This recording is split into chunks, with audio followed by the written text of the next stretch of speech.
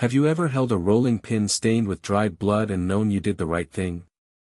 I have. And that was just the beginning. My name is Edward Reynolds. I'm 56 years old. I live in Seattle, Washington. I used to be a long-haul truck driver. Now, retired, I tinker in my garage, rebuilding engines, fixing gearboxes, resurfacing brake discs. My hands are always greasy, but my mind is clear. I was married for 28 years. Thought I was lucky. Then came our anniversary. That morning, I brewed coffee as usual. Natalie was already up, moving around the house in her robe. The scent of her perfume, warm and slightly worn, filled the air, the very one she wore for holidays. Only today, there were no guests. No gifts. Just us. I had prepared a surprise for her, a silver bracelet, engraved. On the back, 28 years, and still by your side. She slipped it onto her wrist, glanced at me, and didn't even smile. Thanks, she said, like I had given her a nail instead of a gift. Then she added, I'll head downtown, Lena's birthday. You don't mind, do you? Of course, Natalie. Have a great evening. I said, watching her close the door behind her. But I knew the truth. There was no Lena. Lena had moved to another state 6 months ago. And I knew exactly who she was really planning to spend our anniversary evening with. A week earlier, I had placed a GPS tracker in her car. And on my phone, an app copied all her calls and messages. When the door shut behind her, I poured myself a shot of vodka. Just one. I rarely drink, but that day, it was permissible. 15 minutes later, her car turned not toward Lena's apartment, but toward the Seattle Center Hotel. I watched it all on the screen. Exactly 22 minutes later, she stepped out of the elevator on the 5th floor. The lobby camera captured her profile, hair tied back, wearing that polka-dot dress she only wore for special occasions. Beside her, a man. Younger than me by about 10 years. Tight trousers, a sardonic beard, that smug Instagram psychologist vibe. I had seen him before, in photos on her phone. His username, Maxwell_Carter. Well, now his path was about to end in the ER. I didn't rush there immediately. Patience, after all, is the ally of a well-planned revenge. I went back home, sat in my armchair, and opened her laptop. Her password was ridiculous, the date of our wedding. Classic. Within a minute, I was reading her messages. Today, he would give her another banal gift. Flowers or some meaningless trinket, I guessed. She messaged Max. He replied, you deserve more. Real energy. Your body. Your spirit. I didn't tremble. I just read calmly, mentally checking boxes. Rooms. Times. Outfits. Movie tickets. He gave her earrings. She called him, my lion. I'm old. But my mind was sharp.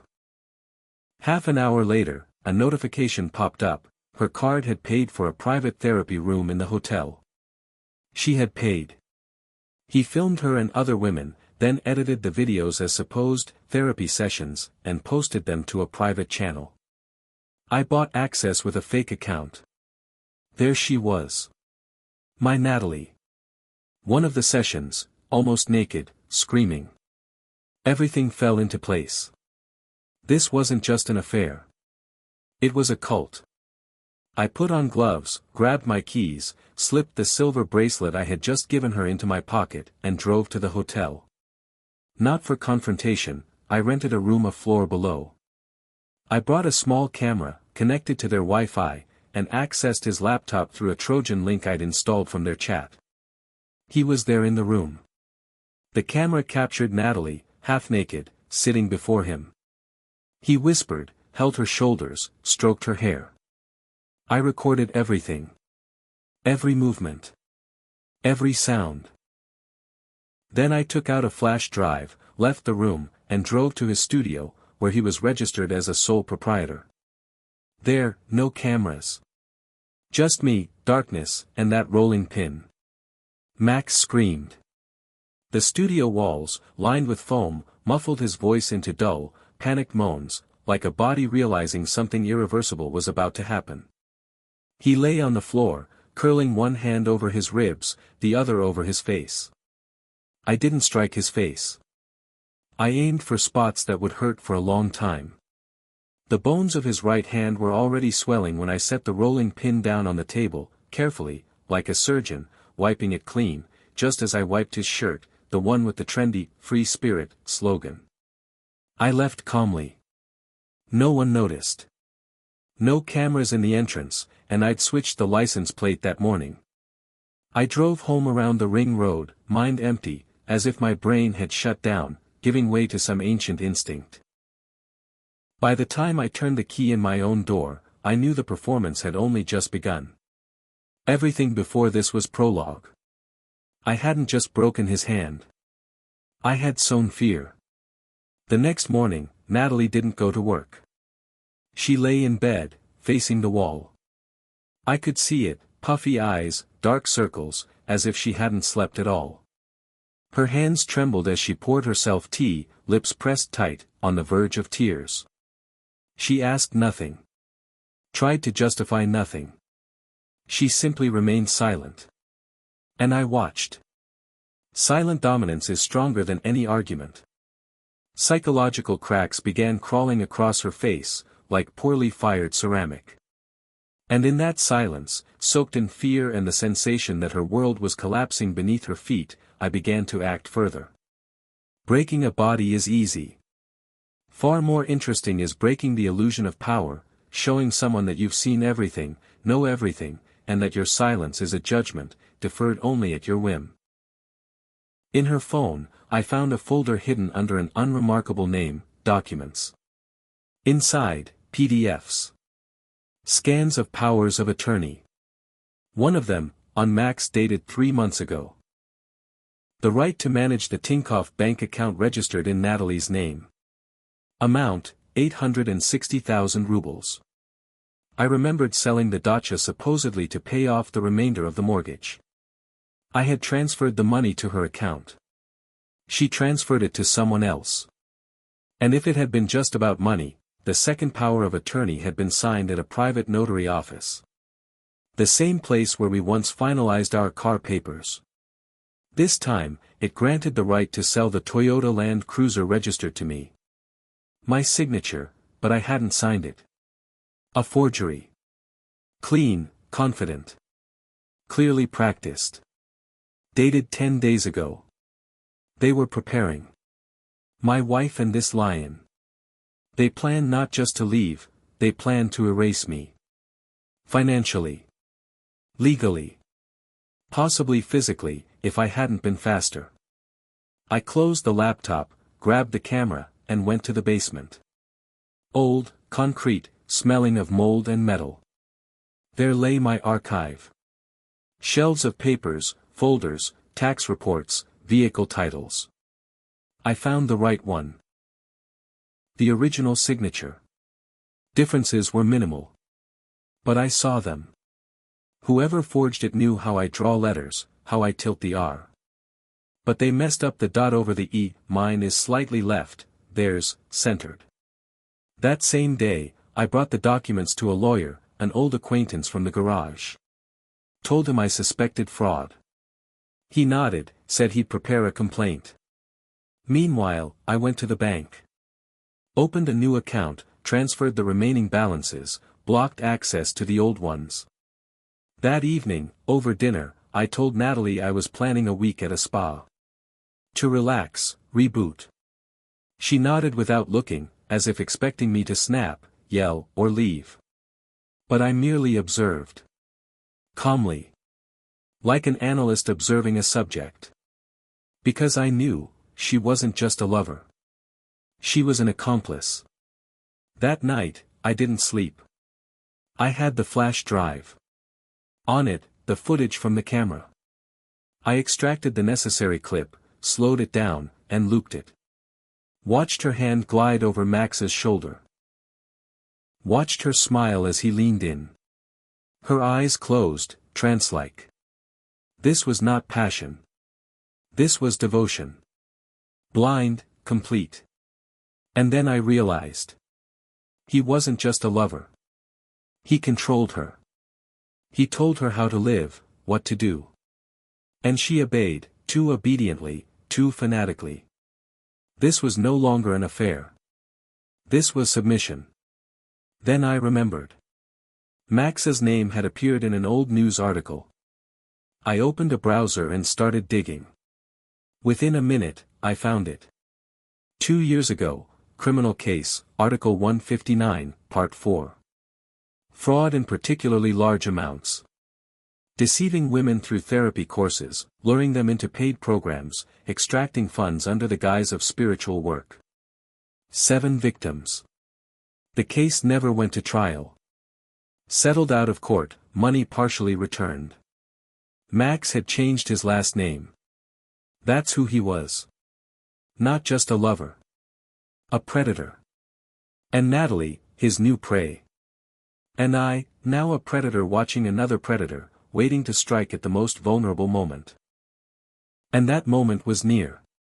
At 3 a.m., I recorded a short, wordless video. Just frames, her face, his hand, the sound of breathing, and silence. I uploaded it to the cloud, hidden, password protected. Labeled the file simply, Level 1. Because Level 2 would come tomorrow. The next morning, at 7 a.m., someone rang my doorbell. No knocking. One press. Just like those who are certain they're in the right. 2 men stood outside, an officer, Thompson, about 60, and a young, thin man with a tablet. A protocol. A complaint. Alleged bodily harm to Mr. Carter at his rented studio. Date, the day before yesterday. Assault causing moderate injury. Suspect, me. They didn't arrest me immediately, just handed me a summons.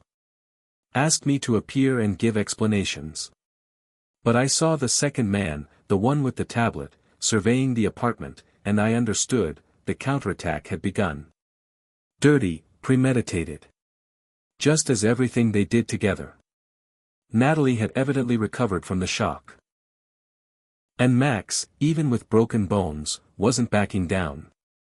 They were playing the victim now. Trying to put me in the position of the accused. I stayed calm. I sent Officer Thompson away with a formal smile, saying I understood, everything would follow the law. I closed the door. Immediately, I called my lawyer. We met an hour later. I handed him copies of the camera footage, the forged documents, and, most importantly, the clinic note detailing Max's injury. Elbow strike, fall from a step ladder. He wrote it himself, signed it himself. So either he lied there, or here. Both options worked in my favor. But I felt this was only the first move. 2 days later, I got a call from the garage where I worked weekends. Edward Reynolds, we received an anonymous tip. Allegedly, you're stealing parts, scheming.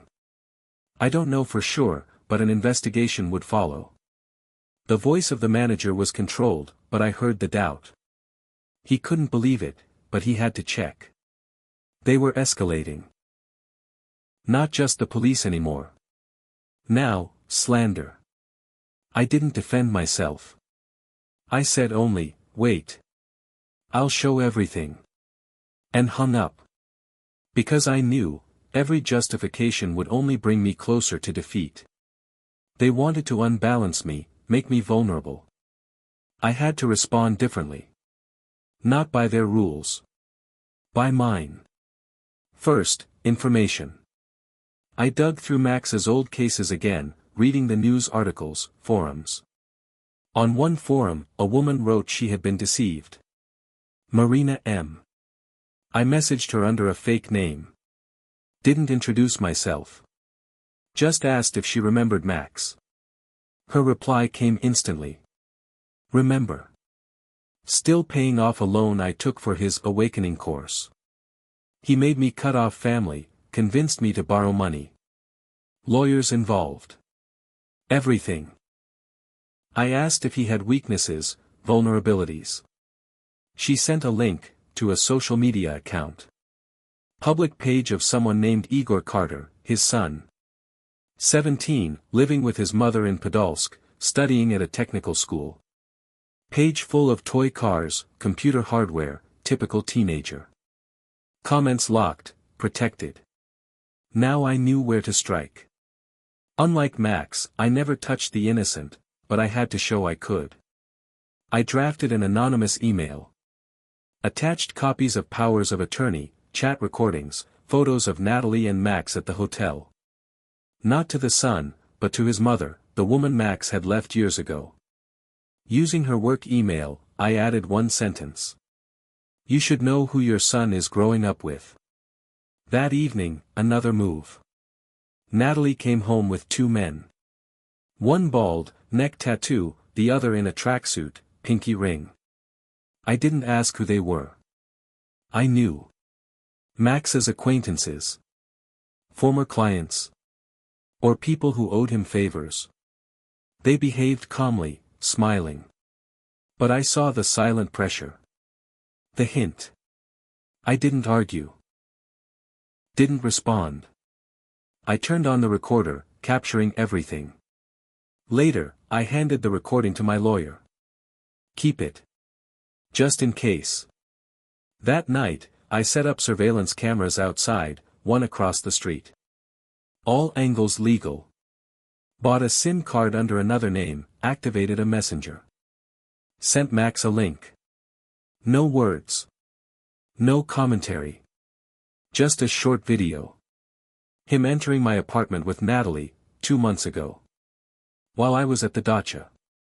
Caption, too many traces, Max. He deleted half of his chats the next morning. Too late.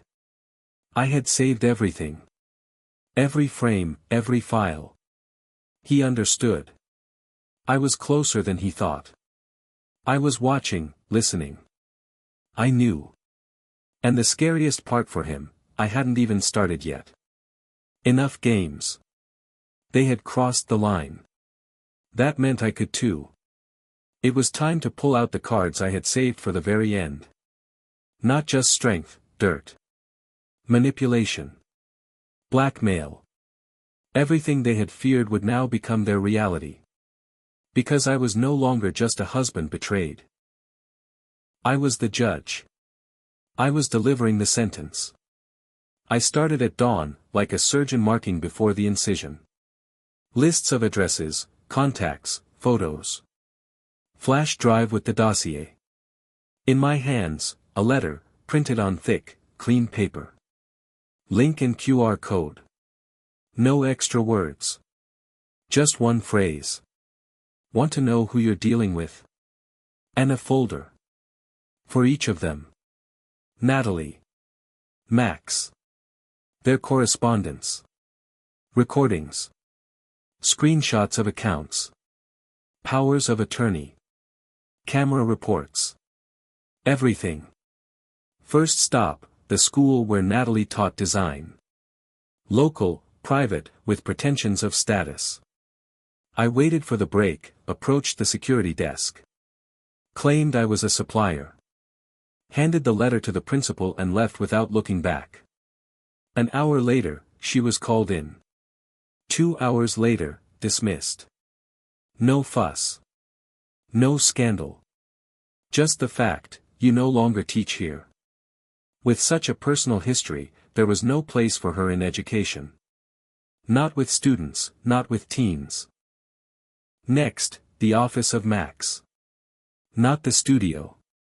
The place where he was listed as a consultant in an online self-improvement school. I recorded a video statement. Uploaded it to the cloud. Included date, time, location. Added quotes from his courses, chat with Natalie, excerpts from the criminal case. At the right moment, during a Zoom session, I sent the link to the group chat.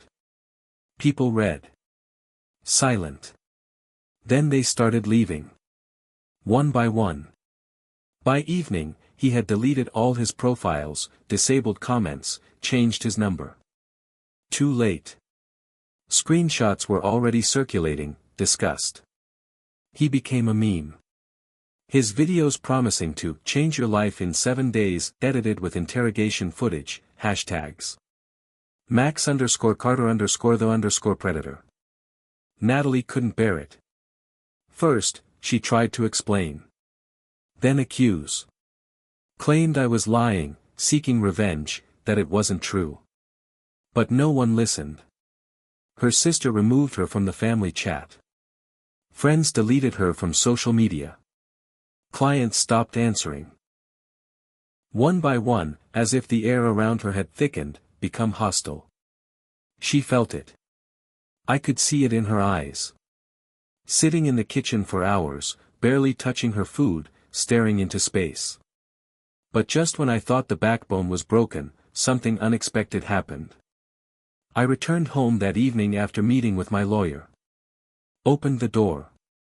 The hallway smelled sweet, foreign. Natalie sat on the couch. Calm. Too calm. A mug in her hands. Empty. On the table, bags. One familiar. I'd seen such bags before, used by law enforcement. Inside, tightly sealed, a transparent packet. Powder.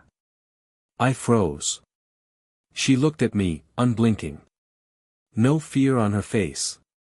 Only something angry, burned out, like after a nuclear explosion.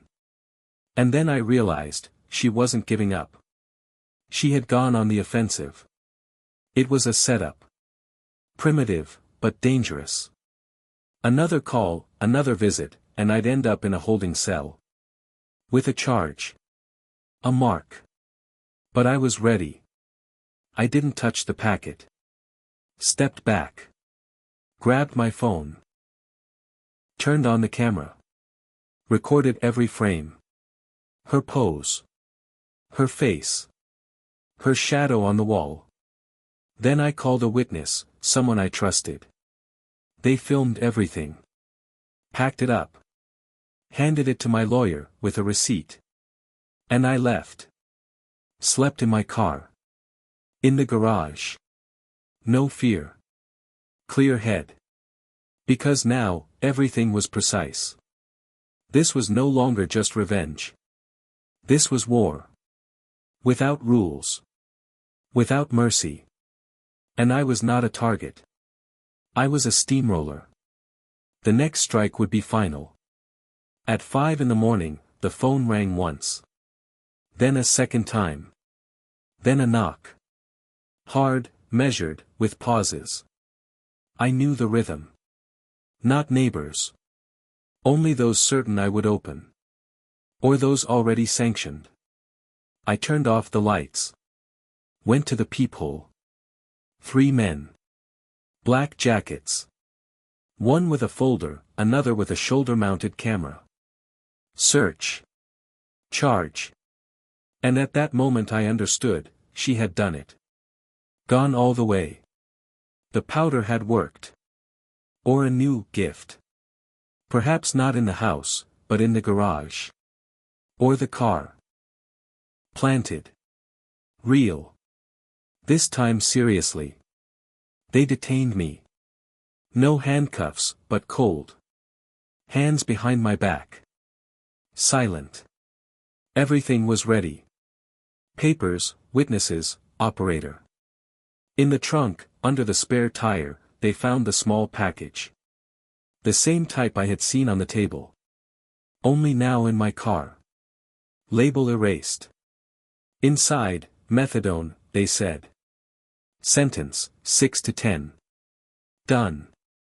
The cat and mouse game was over. But I didn't break. I breathed. Evenly. Deeply. Because I knew, I had one last reserve. The lawyer, the same old acquaintance from the garage, arrived an hour later. Brought documents, camera recordings, a witness, and most importantly, the data from my dashcam. My car had been in the garage 3 days.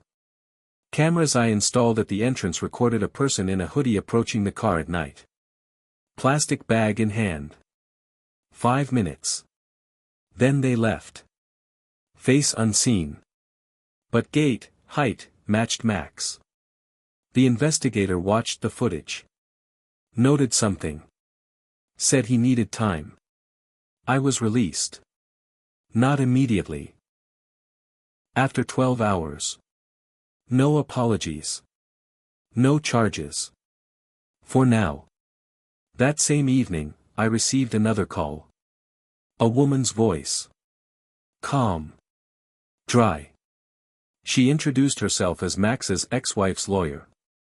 Said she was ready to meet. Important information. Only in person. Only tomorrow. I agreed. At a cafe on the outskirts of town, she was already seated. Coffee untouched. Envelope in her hands. Inside, a copy of a statement filed by Max 2 years ago, when he left his family. But not without reason. He had tried to take an apartment that had decreased in value. Put a mortgage in her name. Paid it himself. The documents were fake. The credit issued through a straw person. Everything exposed. The case had been buried. For a bribe. But traces remained. And now she handed me everything. And most importantly, a recording. Audio of Max speaking with a man. The man offered a solution for the old goat problem. And Max replied, just make sure no direct evidence is found. The rest she will handle. The voice. Unmistakably his. I recognized the intonation, the pauses. Even the chuckle at the end. And then I realized, this was my trump card. Not just revenge. Not just humiliation. Now, legal annihilation. Charge, sentence, trial. Reputation. Everything. I replayed the recording 7 times. Looked at the envelope. Knew from that moment there was no turning back. Not for them. Not for me. The final act began now. I started at dawn. Quietly. Without pomp. Entered the tax office in person and initiated the cancellation of all powers of attorney issued to Natalie and Max. Everything, accounts, car, real estate. I had access, control, and proof of forgery. All documented. That same day, through my lawyer, I filed a lawsuit to declare all their transactions invalid. All assets under arrest. Their accounts blocked. Banks started calling by midday. Simultaneously, I launched a chain reaction. Messages sent to their client base. Anonymous, but factual. Sent from fake addresses, via VPN and proxy layers. Leaks about their manipulations, courses, psychomanipulations. Screenshots, links, recordings. I knew how their reputation was built, on fear and trust. I gave people a reason to stop being afraid. And they spoke. One by one. Then a cascade. By mid-afternoon, Max's online school website was down. Accounts deleted. Name blacklisted by corporate clients. Calls from banks, tax authorities, police. Natalie too. She ran to her former employer, begging to return. Crying. But they already knew.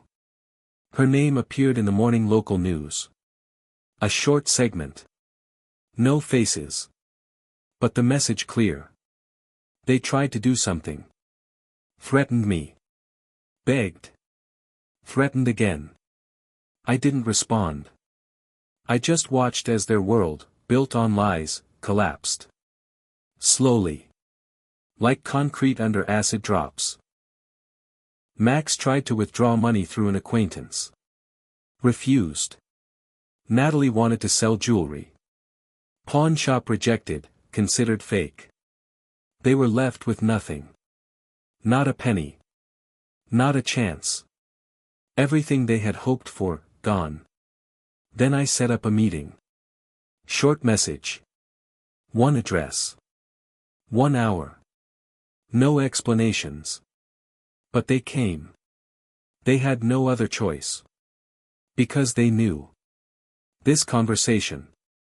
The last chance. And I knew it. The final act.